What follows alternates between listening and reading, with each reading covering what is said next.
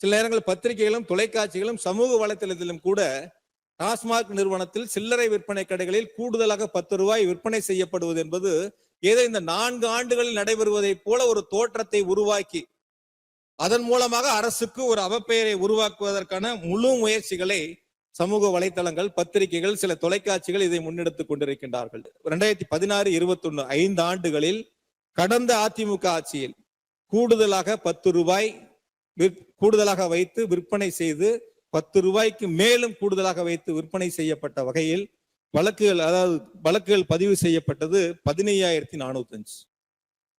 2016-21 5 வருஷத்துல. அப்ப நடந்ததெல்லாம் பத்திரிகைகள், தொலைக்காட்சிகள், சமூக வலைத்தளங்கள் பேசப்படுவதில்லை. இப்பொழுது ஏதோ அந்த 4 ஆண்டுகளில் நடவடிக்கை எடுக்கப்பட்டு அதன் மீது வழக்குகள் பதிவு செய்யப்பட்டு சில பணியாளர்கள் பணியிட மாற்றம் செய்யப்படுகிறார்கள், சிலவர் பணியை நீக்கம் செய்யப்படுகின்றார்கள். இது போன்ற நடவடிக்கைகளை அரசு தொடர்ந்து எடுத்து வருகின்றன.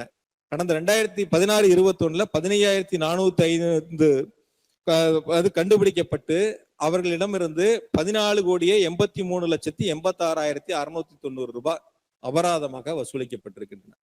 இது கடந்த கால ஆட்சியில. இப்பொழுது இந்த 4 ஆண்டுகளில் எடுக்கப்பட்ட சீரிய நடவடிக்கையின் காரணமாக ஏறத்தாழ 6,79,86,047 ரூபாய் இந்த கூடுதலாக விற்பனை செய்த பணியாளர்களிடமிருந்து அபராத தொகையாக வசூலிக்கப்பட்டு அவர்கள் மீது நடவடிக்கை எடுக்கப்பட்டு சில பேர் பணியிட மாற்றம், சில பேர் பணியிட நீக்கம் உள்ளிட்ட நடவடிக்கைகள் எடுக்கப்பட்டிருக்கின்றன.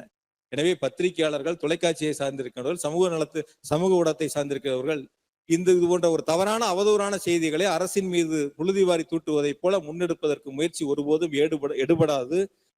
இந்த கருத்தை வெளியில போய் எதிர்க்கட்சி தலைவர் பேசியிருக்காரு. இது போல கருத்துக்கள் 10 ரூபாய் கூடுதலா விற்கிறாங்க, அதனால இப்படிலாம் நடந்திருக்கு அப்படிங்கிற மாதிரி ஒரு அவதூறான கருத்துக்களை, ஒரு உண்மைக்கு புறமான கருத்துக்களை வெளியில் சென்று பேசுவதை அவர்கள் வாடிக்கையாக வைத்திருக்கின்றார்கள். எதிர்க்கட்சி தலைவர் இந்த செய்தியை பார்த்து கொண்டு அவர்கள் 5 ஆண்டு கால ஆட்சியில் எத்தனை வழக்குகள் பதிவு செய்யப்பட்டன, எவ்வளவு அபராதங்கள் வசூலிக்கப்பட்டது என்பதையும் அவர்கள் தெரிந்து கொண்டு அந்த கருத்துக்களை முன்வைக்க வேண்டும் என்று இந்த நேரத்திலே நான் பேரவையை அன்போடு கேட்டுக்கொள்கின்றேன்.